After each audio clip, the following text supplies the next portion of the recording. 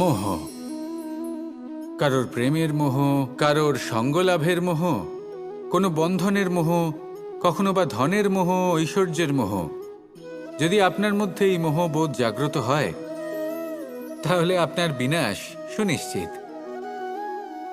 যেমন কোনো বিশেষ ব্যক্তির প্রতি যদি আপনার মনে মোহ জাগ্রত হয়ে যায়, তাহলে আপনি চাইবেন সেই ব্যক্তি আমার কাছেই থাকুক, আমার পাশেই থাকুক, শুধুই যেন আমার হয়ে থাকুক। আর শুধু এই কারণেই কোথাও না কোথাও সেই ব্যক্তিকে আপনি তার প্রিয়জনের থেকে দূরে করে দিচ্ছেন। তারপর দুঃখ আসে, নিরাশা আসে, কারণ স্বাধীনতা সেই অনুভূতি যেটা সবার প্রিয়, আর সেই অনুভূতিটাই আপনি তার থেকে কেড়ে নিচ্ছেন। এভাবে এই মোহ নিশ্চিত রূপে আপনার শত্রু হয়ে যাবে। কিন্তু যদি আপনার মোহ থাকে নিজের মাতৃভূমির প্রতি, তার সম্মানের প্রতি, তাহলে আপনি একজন প্রবল রক্ষক হয়ে উঠবেন। যদি আপনার মোহ থাকে আপনার আত্মসম্মানের প্রতি, নীতির প্রতি, তাহলে এই মোহ কখনো আপনাকে অধর্মের পথে চালিত হতেই দেবে না।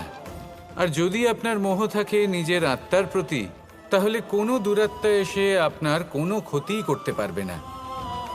তাহলে নিজের এই মোহকে নিজের মনের মধ্যে সংযত করে রাখুন, একে নিজের মিত্র করে তুলুন, আর আমার সাথে ভালোবেসে বলুন, রাধা রাধা। যদি নিজের কথা বলি, তাহলে আমার এই নিয়ে অভিযোগ নেই যে জন্মের পরেই আমাকে মা বাবার থেকে দূরে চলে যেতে হলো।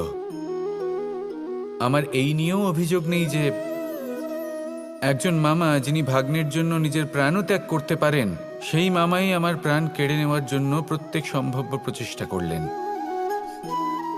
এই নিয়ে অভিযোগ নেই যে মহাযোদ্ধা হওয়া সত্ত্বেও আমাকে সারথি হওয়ার চয়ন করতে হলো। বরং আমি কৃতজ্ঞ। মামা যতই আমার প্রাণ কেড়ে নেওয়ার চেষ্টা করুক, আমি নিজের আত্মরক্ষা করতে পেরেছি। প্রথমে মথুরা ছাড়তে হলো, তারপর বৃন্দাবন ছাড়তে হলো, কিন্তু দ্বারকাকে নির্মাণ করার সুযোগটা আমি পেয়েছি। আমি কৃতজ্ঞ যে একজন সারথি হিসেবে ধর্মস্থাপনের এই রথ আমি এগিয়ে নিয়ে যেতে পেরেছি, এই সংসারকে গীতার জ্ঞান প্রদান করতে পেরেছি। দেখুন, জীবন সেই একই আছে, কিন্তু দৃষ্টিভঙ্গি কতটা গুরুত্বপূর্ণ।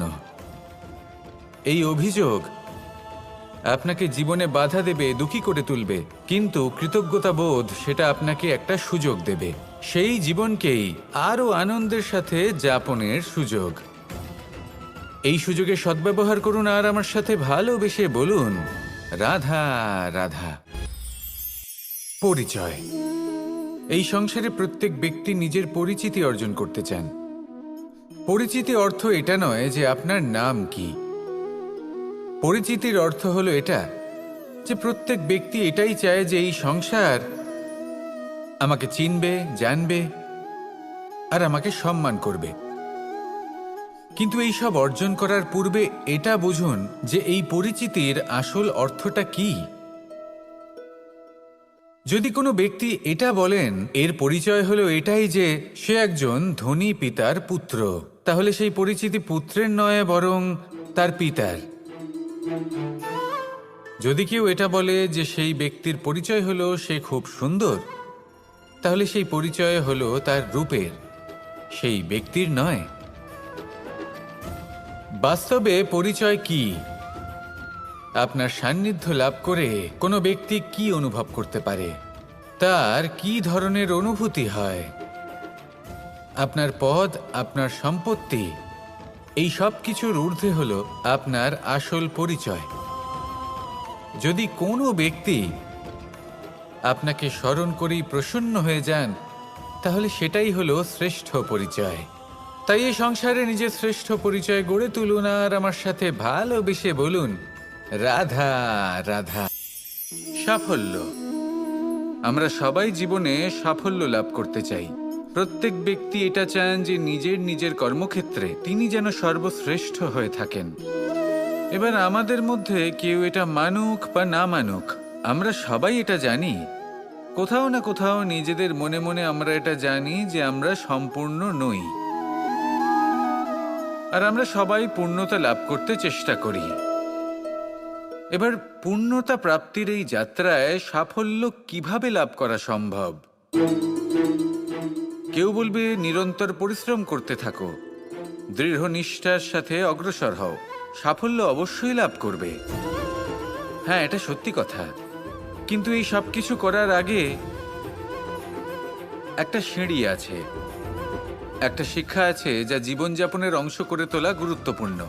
আর সেটা হলো আপনার এটা বোঝা উচিত যে আপনি ঠিক কি ভুল করেন যার জন্য আপনি সাফল্য পর্যন্ত পৌঁছতেই পারেন না। আর এটা বোঝা প্রয়োজনীয় যে কিভাবে এই ভুল শুধরে নেওয়া সম্ভব। নিজের অন্তরে সেই সাহস জাগিয়ে তুলুন যার দ্বারা আপনি নিজের ভুল স্বীকার করতে পারবেন। সেই ধৈর্য জাগ্রত করুন যাতে যতই কঠিন হোক না কেন আপনি নিজের ভুল শুধরে নিতে পারবেন। তার সাথে পরিশ্রমও করুন, দৃঢ় নিষ্ঠার সাথে সামনে এগিয়েও চলুন। সাফল্য অর্জন করতে খুব বেশি সময়ও লাগবে না। আসুন আমার সাথে ভালোবেসে বলুন, রাধা রাধা। মানুষের আরও একটি শত্রু হলো অহংকার। যদি আপনি এমন কোনো বস্তু অর্জন করেন যা মূল্যবান, বা এমন কোনো সাফল্য যা হয়তো অনেক মানুষ লাভ করতে পারেননি, তা নিয়ে যদি আপনার অন্তরে অহংবোধ জন্ম নেয়, তাহলে এই অহংকার আপনার শত্রু নাকি মিত্র তা নির্ভর করছে আপনার বিবেকের ওপর। এবার ধরুন আপনি অত্যন্ত শক্তিশালী ব্যক্তি আর আপনি অহংকারী হয়ে গেলেন। আর আপনি যদি তখন বিবেকবোধ প্রয়োগ না করেন আর সেই শক্তির অপব্যবহার করে অনুচিত কর্ম করতে থাকেন, তাহলে আপনার সাথেও সেটাই হবে যা মামাশ্রী কংসের সাথে হয়েছিল।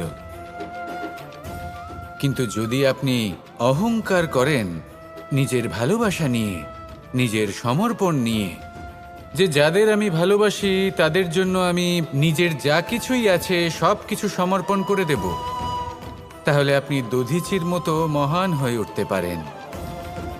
তাহলে এই অহংকার যা এই সমস্ত সংসারের গতিকে বাধা দেয়, তাকে নিজের বন্ধু করে তুলুন আর আমার সাথে ভালোবেসে বলুন, রাধা রাধা।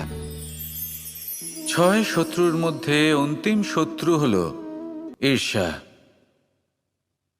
কোনো ব্যক্তি যদি জীবনে আমাদের থেকে বেশি উন্নতি করে, আমাদের থেকে বেশি সাফল্য লাভ করে, আমাদের থেকেও বেশি শ্রেষ্ঠ হয়ে ওঠে, বেশি গুণী হয়ে ওঠে, তাহলে কোথাও না কোথাও আমাদের মনে ঈর্ষাবোধ জন্ম নেয়। আর শুধুমাত্র এই ঈর্ষাবোধের জন্ম হলেই এই ঈর্ষা আপনার শত্রু হয়ে ওঠে না। সেই ব্যক্তির বিকাশে বাধা দেওয়ার জন্য বা সেই ব্যক্তিকে আটকানোর জন্য আপনি কোনো অনৈতিক পথ অবলম্বন করেন, তখনই এই ঈর্ষা আপনার শত্রু হয়ে ওঠে। কিন্তু যদি এই ঈর্ষার দ্বারাই আপনি নিজেকে আরো বেশি শ্রেষ্ঠ করে তুলতে পারেন, আরো বেশি সক্ষম, আরো বেশি গুণী হয়ে উঠতে পারেন, তাহলে এই ঈর্ষা আপনার মিত্র হয়ে আপনাকে আরো বেশি শ্রেষ্ঠ করে তুলতে পারে। এইভাবে ঈর্ষাকে আপনি নিজের মিত্র করে তুলতে পারেন। এই 6 বিকার বা বোধ বা শত্রু যাদের কথা আমরা বললাম, এদের আমরা নিজের বন্ধুও করে তুলতে পারি। দিনের শেষে নির্বাচনটা আপনাকেই করতে হবে। নিজের এই মনকে অত্যন্ত শক্তিশালী করে তুলুন, তবেই গিয়ে আপনাকে এই সব শত্রু সাহায্য করবে অগ্রসর হওয়ার জন্য। আসুন আমার সাথে ভালোবেসে বলুন, রাধা রাধা।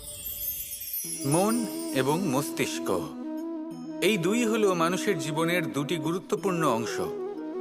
এবার আপনি বলবেন এই দুইয়ের মধ্যে পার্থক্য কি? দুটোই তো সমান। না, যেটা আমি আপনাকে বোঝাতে চেষ্টা করছি সেটা ভালো করে বুঝুন। প্রথম, মন। এই মন অত্যন্ত চঞ্চল হয়। এর নিজের কোনো বিবেক থাকে না, সিদ্ধান্ত নেওয়ার কোনো ক্ষমতাই থাকে না। এই মন শুধু বয়ে চলে। আর দ্বিতীয় হলো মস্তিষ্ক, সেই অংশ যেখানে বুদ্ধির সঞ্চার হয়ে থাকে। এটা হলো জ্ঞান দ্বারা পরিপূর্ণ এবং অত্যন্ত প্রবলও হয়। বেশিরভাগ সময় জীবনের সঠিক সিদ্ধান্ত নেওয়ার ক্ষেত্রে এই মস্তিষ্কই আমাদের সাহায্য করে। সেখানেই মন মাঝে মাঝে আমাদের উচিত সিদ্ধান্ত নেওয়ার ক্ষেত্রে বাধা দেয়, কখনো সঠিক পথ থেকে সরিয়ে দেয়, কারণ চঞ্চল প্রবৃত্তি হওয়ার কারণে এটা অস্থির হয়ে থাকে। কখনো কখনো নেয়া সিদ্ধান্ত বদলাতেও এই মন আমাদের বাধ্য করে।